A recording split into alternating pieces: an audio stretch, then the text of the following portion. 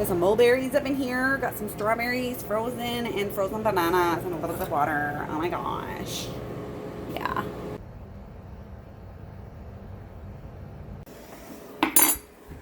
Alrighty, so I made a nice little smoothie bowl. This has got some locally grown foraged mulberries in here. A couple cups of those, couple cups of strawberries, organic, frozen. We've got frozen bananas, a little bit of water.